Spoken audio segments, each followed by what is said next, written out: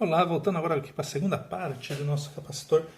A gente estava falando que então a gente vai representar geralmente o capacitor por duas barras paralelas, uma à outra.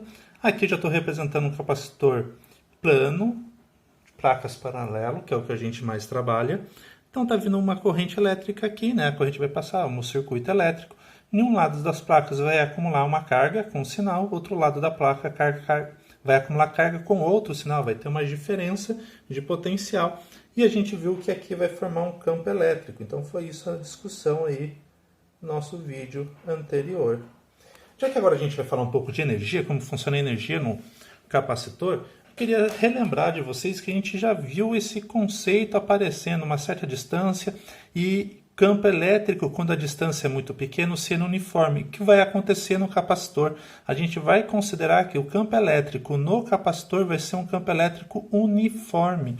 Então, nessas circunstâncias do campo elétrico uniforme, a DDP aqui, que é a energia, de certa forma, armazenada, e essa diferença de potencial que vai ficar entre as placas, vai depender da intensidade desse campo elétrico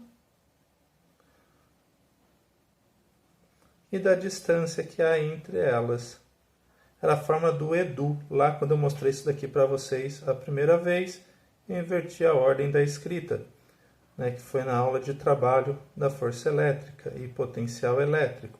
Então, eu comentei sobre esse cara. Então, tem um certo energia acumulada, a gente pode aplicar. Outra coisa que vai ser interessante aí para a gente, não, mas agora não é mais a DDP entre as placas, que é um tipo de energia. Falar principalmente energia acumulada no capacitor.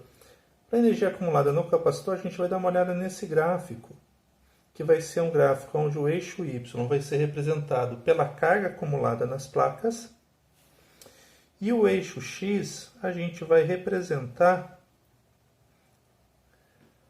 a DDP gerado entre os terminais. Na hora que a gente vai plotar esse gráfico aqui, a gente vai observar o seguinte: se não tiver carga nenhuma entre as placas, o potencial é zero, né? Não tem nenhuma carga, então a DDP ali é zero. Diferença de potencial elétrico, nulo. Mas conforme vai acumulando cargas, esse potencial vai aumentando. Ele é um potencial que vai crescendo. Conforme eu vou acumulando mais carga, eu vou ter um potencial maior. Então, eu aumento o acúmulo de carga, eu estou aumentando o valor do meu potencial. Aqui vai ter uma propriedade interessante. Se vocês calcularem a área desse gráfico, vamos pegar esse ponto daqui, vamos calcular até esse ponto. Se calcular a área com relação ao eixo X, essa área daqui me dá a energia armazenada no capacitor. Então, essa área é numericamente igual, vou fazer aqui embaixo, a área é numericamente igual, aqui eu só vou colocar o igual, não vou colocar o N em cima para falar, a energia armazenada no capacitor. Eu vou colocar a energia potencial armazenada no capacitor. Então, a gente vai ver isso. Como que calcula essa área? Aí você não fala assim, nossa, Léo, essa área aqui é muito simples de calcular, né? Essa área é base vezes altura dividido por 2. Quem que é a base? É o U. Esse U daqui que vai estar marcando, né? Que ele vai te dar um valor de 1. Quem que é a altura? A altura é a quantidade de carga que ele acumulou, dividido por 2. Você vai ter energia potencial armazenada no seu capacitor. Então, o que vem aparecendo aí como uma fórmula para decorar, nada mais é do que, na verdade, a área da figura geométrica. Então, o mais importante, o mais relevante aí é a área, para a gente fazer essa analogia. Outra coisa que a gente vai poder brincar é com a própria definição de capacitância. Eu não sei se vocês lembram, a gente definiu capacitância como sendo a quantidade de carga acumulada pela DDP.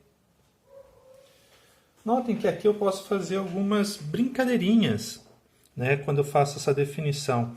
A primeira brincadeirinha que eu posso fazer é isolar o Q. Se eu isolo o Q, vai ficar capacitância vezes o U, né, que ele vai subir. Então, um jeito de escrever isso, indo mais para cá, agora, e aplicando na energia potencial, vou até fazer de outra cor, porque agora é substituições de fórmula, vou usar isso. Então, vou pegar o Q, aonde apareceu o Q, eu vou substituir por C vezes U. Então, aqui na fórmula tem um Q. Então, vai ficar U vezes C vezes U, ou seja, a energia potencial é C, que é a capacitância, multiplicado por U ao quadrado, que apareceu 2 vezes, dividido por 2. Então, é um jeito de calcular também a energia potencial. Outro jeito que você tem de calcular a energia potencial armazenada no capacitor é você, em vez de isolar o Q, isola o U. Passa o U multiplicando, vai ficar C vezes U igual a Q. Agora o C você passa dividindo. Então, aonde apareceu o U, você pode substituir por Q sobre C. Então, se você fizer essa brincadeira, você vai ter uma outra relação bem interessante, que é a energia potencial. Então, agora onde aparece U, você substitui por C, por Q sobre C, então em cima vai ficar Q ao quadrado, dividindo por 2C. Então, é outra relação de energia potencial armazenada nas placas de um capacitor. É fundamental decorar esses caras? Eu acho que não. Eu prefiro que vocês peguem essa ideia daqui, da área, que é importante, e dessa definição que isso a gente vai ter que usar sempre. Isso daqui é só para recordar um pouquinho aonde poderia aparecer, então, esse cara para a gente. Beleza? Vamos ver, então. Vamos passar para o próximo vídeo que eu vou falar para vocês de associação de capacitores.